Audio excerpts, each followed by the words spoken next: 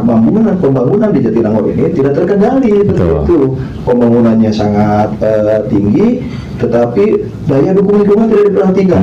Kami komponen masyarakat berpikir kalau begini ini perlu ada pengelola khusus di Jatinangor ini.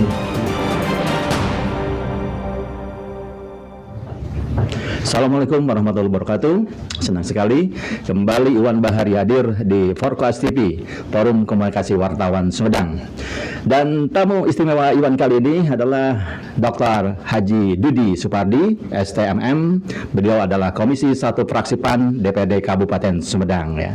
Assalamualaikum Kang Dudi Damang. Waalaikumsalam. Sehat-sehat nih? Alhamdulillah. Oke. Obrolan kali ini Kang Dudi fenomena yang sudah lama ya bergulir di Jatinangor sendiri tentang kawasan perkotaan Jatinangor nih. Pendapat Kang Dudi bagaimana nih awal mula atau istilahnya munculnya ide ada pembentukan KPJ ini Pak? Iya, baik, terima kasih. Jadi Jatinangor itu mulai berkembang setelah datangnya perguruan tinggi. Dengan datangnya perguruan tinggi itu beberapa penunjang perguruan tinggi juga datang. Siap. Di antaranya perkantoran dan sebagainya. Oleh karena itu pembangunan di sini sudah sangat maju. Betul. Akhirnya beberapa komponen tadi yang datang ada ada Unpad, ada Kopin, ada IPDN melakukan pembangunan yang sangat masif. Betul. Nah, tetapi di dalam perjalanan Jatinangor jadi berpikir ini sebetulnya kewenangan siapa? Iya. Jatinangor ini. Ini ada kewenangan pusat datang ke sini dengan perguruan tingginya, ada provinsi juga, ada kabupaten. Nah, sedangkan tadi pembangunan di Jatinangor ini tidak terkendali. Begitu. Pembangunannya sangat tinggi, tetapi daya dukung lingkungan tidak diperhatikan. Sehingga timbullah banjir, kekurangan air, sampah menumpuk di mana-mana. Itu awal pemikirannya dari situ. Dan ini latar belakang selain tadi karena kekhawatiran masyarakat serta tokoh-tokoh masyarakat yang lain juga ya. Betul. Dengan pembangunan yang cukup pesat nih. Adakah syarat-syarat utama dan yang pasti bisa secepatnya agar KPJ ini bisa bergulir, apa yang harus dilakukan oleh masyarakat serta tokoh-tokoh masyarakat Jatinangor sendiri agar bisa tercapai tentang kehadiran KPJ ini Jatinangor ini? Jadi Jatinangor sendiri ditetapkan oleh pusat menjadi kawasan strategis nasional. Betul. Kemudian dari provinsi juga ditetapkan menjadi kawasan strategis provinsi. Nah, dengan kebijakan itu, penetapan itu artinya ada kewenangan-kewenangan di atas Kabupaten Sumedang yang punya pengaruh di sini. Ini perlu dikolaborasikan dan dikoordinasikan pembangunannya. Nah, sehingga dari situ kami komponen-komponen masyarakat berpikir kalau begini ini perlu ada pengelola khusus di Jatinangor ini. Itu seperti itu pemikiran awal itunya. Iya, siap. Kalau untuk awal tercetusnya dari para tokoh serta istilahnya sesepuh-sepuh Jatinangor sendiri, mungkin ada kendala dalam proses selanjutnya karena ini pasti harus ada perda ya. Betul. Baik dari Kabupaten Sumedang sendiri untuk penetapan KPJ ini bagaimana nih Pak Dudi? Baik, jadi pemikiran ini bergulir dari tahun 2000. Ya, dulu berpikirnya dengan Badan Pengelola Perkotaan. Kita belum punya payung hukum di pusat, jadi belum ada permen, belum ada PP-nya seperti itu. Tapi masih berpikir menurut Undang-Undang 32 itu ada SWOT yang bisa satu kawasan itu dikelola. Itu bisa dikelola baik antar kabupaten ataupun oleh kabupaten sendiri. Nah, peluang-peluang itu ada karena terus terang dulu pemikirannya kawasan yang namanya kawasan perkotaan Jatinangor itu Kecamatan Jatinangor, Kecamatan Cileunyi, Kecamatan Rancaekek, Kecamatan Tanjung Sari, dan Kecamatan Pemulihan. Jadi hampir berapa banyak kecamatan? 5 kecamatan ya. Oh, siap betul. Siap. Nah, kalau itu berarti harus dikelola oleh provinsi kewenangannya. Nah, tetapi kita sangat sulit mengkoordinasikan itu sehingga komponen-komponen tadi stakeholder yang berpikir bagaimana kalau kita mengelola yang namanya wilayah Kabupaten Sumedang aja. Ya, siap. Jadi berapa kecamatan, berapa wilayah yang bisa dikelola tanpa mengikutan dulu Bandung, wilayah Bandung seperti itu. Sementara sambil menantikan perda yang selama ini mungkin dinantikan ya, apakah masyarakat dan para tokoh kepala desa juga sudah paham dengan adanya kawasan perkotaan Jatinangor ini? Ya, awalnya masyarakat tidak paham mau arah kemana perkotaan Jatinangor. Ada kekhawatiran terus terang di kepala desa juga. Nanti setelah menjadi kawasan perkotaan, desa berubah menjadi kelurahan. Ada kerugian sebetulnya tempat mereka karena aset-aset desa yang tadinya milik desa menjadi milik pemerintahan daerah. Gitu kan ini yang kekhawatiran ya. Nah, setelah kita sosialisasi, kemudian kita kasih pemahaman kepada komponen masyarakat, tidak seperti itu sebetulnya. Jadi kawasan perkotaan tetapi desa masih tetap desa, betul. Tapi sakup pengelolaannya aja yang berbentuk kawasan perkotaan. Yang pasti mungkin untuk tata ruang dan segala macamnya tinggal sosialisasi aja tata ruangnya kan sudah ada, gitu kan. Tinggal mensinkronkan antara set plan. Ada perguruan tinggi yang ada sini. Beberapa perguruan tinggi ada IPDN punya set plan sendiri, IPA punya set plan sendiri, IKOPIN sekarang ITB punya set plan sendiri. Ketika digabungkan itu sudah menjadi kawasan yang cukup bagus. Metropolis. Betul. Dan ini mungkin sektor pendukung tadi ya untuk pembentukan KPJ ini yang sudah mumpuni di Jatinangor sebetulnya, Waldi. Betul. Ya, karena Jatinangor sudah cukup, perguruan tingginya ada, kemudian apartemen juga ada, hotel juga sudah lengkap gitu. Artinya sebetulnya bukan hanya kawasan perkotaan. Kalau mandiri pun bisa. Sebetulnya itu ya. Tapi tidak berpikir ke arah situ. Kita berpikir bagaimana pembangunan ini bisa terkendali untuk kepentingan masyarakat. Itu yang Tapi kalau konsep untuk tata ruang, apakah memang KPJ ini sudah ideal di Jatinangor berada ini? Sudah sangat ideal nggak? Ini? Jadi berdasarkan tata ruang wilayah yang disusun tahun 2020-an, kita menyusun tata ruang wilayah Kabupaten Sumedang itu sudah masuk. Karena persyaratan untuk membuat kawasan perkotaan itu harus tercantum di dalam tata ruang wilayah. Itu sudah tercantum di tata ruang wilayah. Jadi kita sudah mempersiapkan secara matang bagaimana kawasan ini bisa dikelola, sumber dayanya bisa dikoordinasikan, kemudian dibuat sumber daya itu menjadi potensi yang bisa menggerakkan dan itu yang. Oke, kalau ini menarik karena gerbang memasuki kota Sumedang ada di Jatinangor. Nah, bagaimana adakah kekhawatiran dari Pemkab Sumedang sendiri dengan meluncurnya para tokoh di Jatinangor yang ingin bukan memisahkan dalam artian karena pengen malah mengembangkan aset yang ada di Jatinangor. Pengamatan Kang Rudi bagaimana nih dengan ada beberapa tokoh dan tokoh-tokoh masyarakat sesepuh Jatinangor yang pengen bahwa Jatinangor ini menjadi kawasan perkotaan yang sangat ideal nih. Ya itu lumrah sebetulnya pemikiran seperti itu. Tapi kita juga berikan pemahaman karena sebetulnya bukan hanya pembicaraan kawasan perkotaan Jatinangor, justru KPJ ini muncul karena munculnya ide-ide Bandung Timur. Tentu. Nah, itu yang memanasi sebetulnya. Apakah Jatinangor nanti akan ditarik ke Bandung Timur gitu kan? Nah, kita berpikir kalau ditarik ke Bandung Timur apa bedanya dengan keberadaan sekarang di Sumedang? Oh ya, siap. Tetapi dengan adanya KPJ itu diberikan kewenangan khusus untuk mengelola semua potensi yang ada di Jatinangor itu. Tadi menarik nih Kang Dodi bicara kawasan Bandung Timur yang sangat kentar sekali ya beberapa tahun kemarin ya. Nah, ini mungkin dari Jatinangor ada kekhawatiran juga tadi menarik ya. Dan ini sampai saat ini belum terrealisasi kan kawasan Bandung Timur. Tapi yang lebih menonjol memang KPJ sendiri. Dan sampai saat ini sudah ke HAM yang di Provinsi Jawa Barat, kemudian sudah ada suratnya bahwa tinggal menunggu perda dari Bupati Sumedang sendiri. Pengamatan Anda bagaimana nih? Apakah proses ini akan cepat keluar? Apakah mungkin masih banyak ditimbang-timbang saja atau gimana nih ini?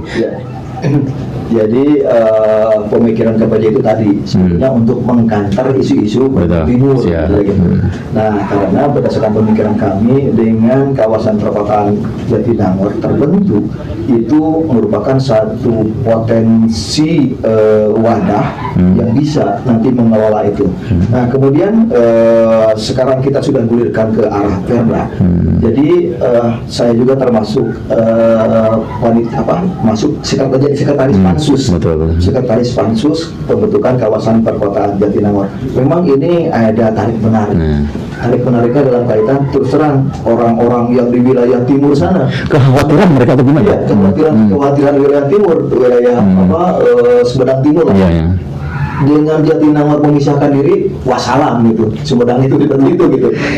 Itu mindset bukan memisahkan diri itu gimana maksudnya? Sebenarnya malah akan mendukung Kabupaten Sumedang sendiri maksudnya. Nah, pemikiran mereka terbentuknya kawasan perkotaan Jatinangor ini justru menjadi embrio. Titik masuk buat nanti memisahkan diri, gitu. Pengalaman ini terjadi dan tersentuh ketika dulu Timur memisahkan diri dari Indonesia. Seperti itu kan dulu Timur dibangun, dikelola, kemudian setelah jadi memisahkan diri. Ini juga menjadi kekhawatiran. Mereka berpikir jangan-jangan dengan semangatnya terbentuknya Perda KPJ ini justru ini menjadi titik masuk ke arah situ. Oleh karena itu kami yang termasuk komponen di Jatinangor meyakinkan kepada mereka silakan kita wadahi kekhawatiran itu di dalam sebuah perda, sehingga diatur di dalam sebuah perda bahwa terbentuknya kawasan Jatinangor itu perda Jatinangor tidak ada sedikit pun celah untuk memisahkan diri dari Kabupaten Sumedang. Nah, itu dengan letupan-letupan yang kekhawatiran Sumedang Timur dan sekitarnya ini kan kemarin sempat ada pembahasan dalam rapat paripurna. Kenapa Perda KPJ ini sampai tidak disinggung-singgung dalam persidangan kemarin di DPRD Kabupaten Sumedang nih? Ya, jadi itu ada tarik menarik, yang namanya di DPR itu kan orang-orang politik. Betul. Jadi orang-orang politik berbicaranya juga cara berpikir politik seperti itu, sehingga ada tarik menarik ini tidak jadi dibahas dan ini harus jadi dibahas. Tetapi dengan keyakinan kita dan kita penguatan terhadap mereka bahwa kawasan perkotaan Jatinangor itu adalah tujuannya ini digambarkan, akhirnya mereka paham. Akhirnya disepakatilah bahwa perda kawasan perkotaan Jatinangor itu dimasukkan di dalam rencana pembahasan sebuah perda dan dibikinkan pansus. Cuman terus terang di dalam pembahasannya itu karena ini merupakan satu-satunya perda yang baru ada di Indonesia. Ini yang menjadi permasalahan, sehingga sangat susah mencari referensi referensi bagaimana pengelolaannya, bagaimana sumber pendanaannya, kemudian bagaimana kelembagaannya gitu. Ini unik ya, berarti cikal bakal ini Jatinangor bisa jadi percontohan kalau betul-betul jadi ini kan. Kalau KPJ ini terbentuk dan Jatinangor terbangun, ini menjadi pilot project di Indonesia. Dan saya yakin semua kota yang ada wilayah akan berbondong-bondong mendorong untuk menjadi kawasan perkotaan. Nah, kalaupun KPJ berhasil, teknis pengadministrasian pengelolaan kayak gimana? Sudah ada percontohan apa gitu? Secara struktur nantinya kayak gimana gambaran-gambarannya kayak? Jadi yang ada di dalam benak kami tim penyusun itu KPJ itu pemikirannya seperti ini.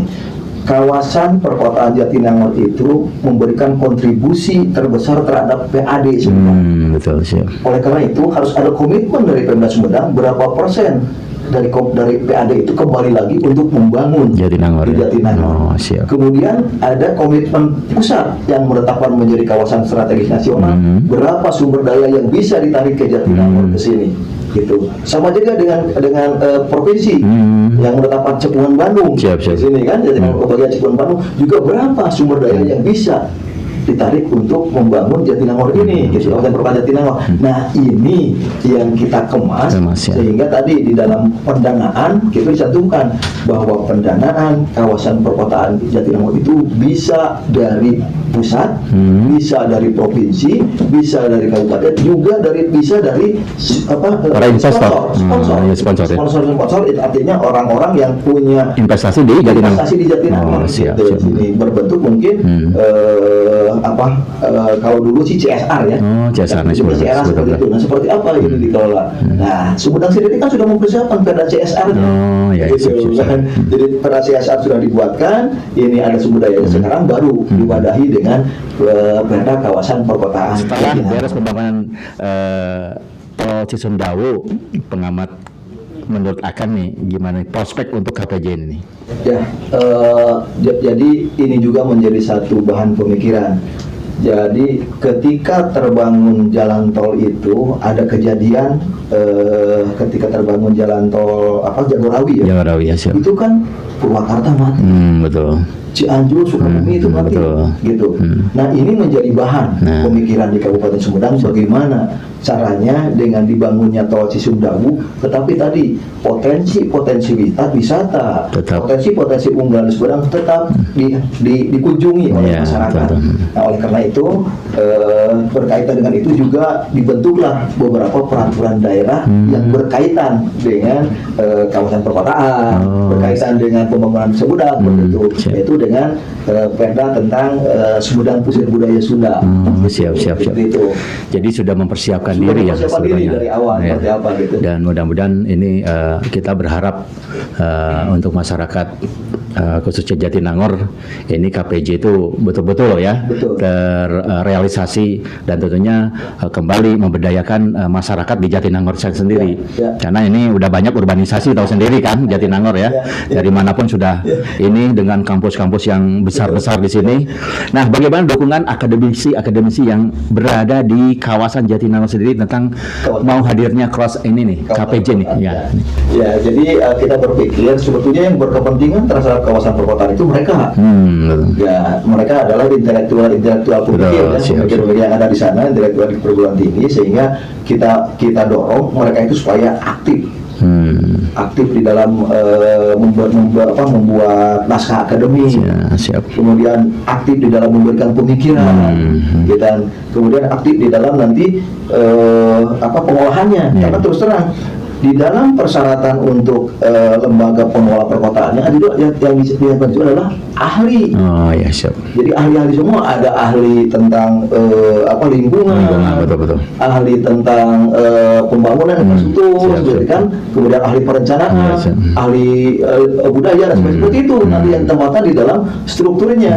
Nah, jadi kelembagaannya nanti bukan kelembagaan yang tersendiri, tetapi justru sebuah lembaga yang ada di bawah Sumedang, di bawah Kabupaten Sumedang, kemudian dengan peraturan bupati dibentuklah kewenangan mereka. Betul. Itu. Jadi ada yang mewakili tiap kampus yang ada di sini. Para intelektual ini bisa bergabung di organisasi KPJ ini enggak? Bukan secara kampusnya, tetapi ahlinya aja ya.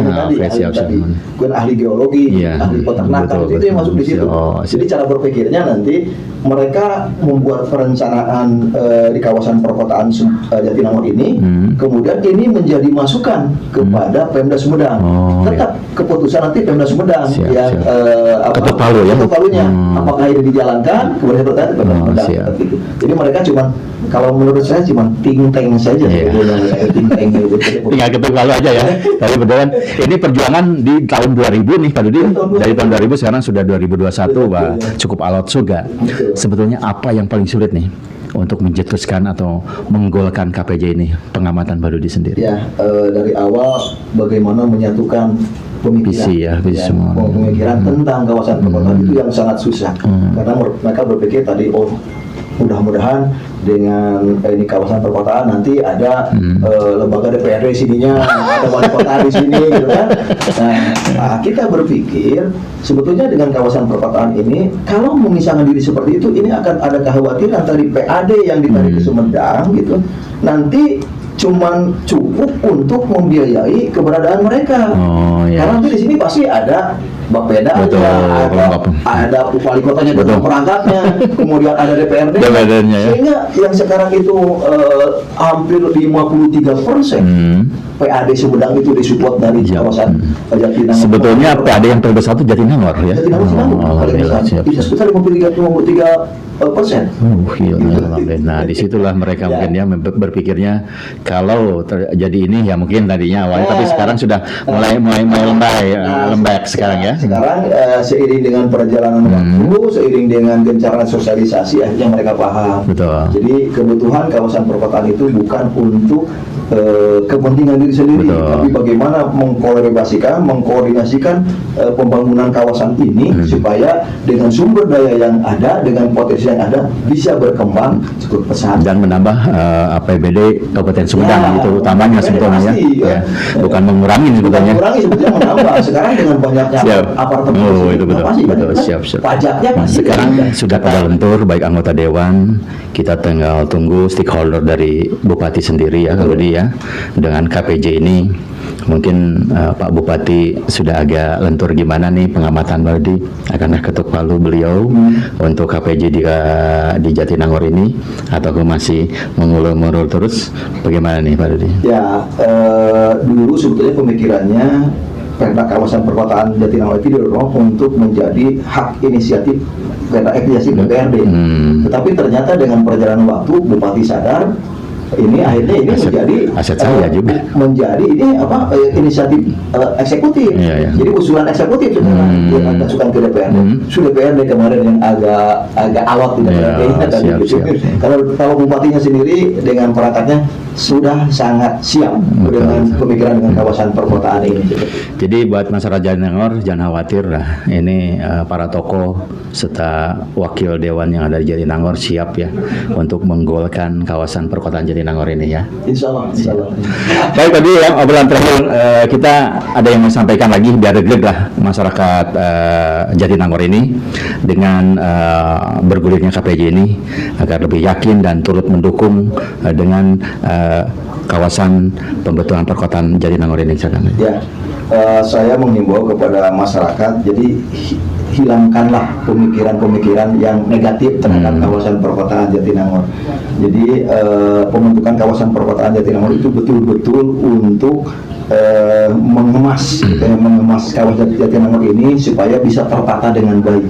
Jadi ada tim perencananya, ada tim pengawasnya, kemudian ada tim pengelolanya seperti apa ini yang kita harapkan. Jadi jangan berpikir bahwa dengan kawasan perkotaan Jatinangor ini nanti wah ini mah kepentingan elit politik, nantinya mereka akan duduk di situ. Hilangkanlah pemikiran-pemikiran itu. Jadi mindsetnya lebih positif thinking. Lebih positif thinking karena ini adalah bagaimana merencanakan sebuah kawasan dengan penataan yang lebih baik, kemudian dengan komponen pengelola yang juga lebih terkoordinasi seperti itu. Siap.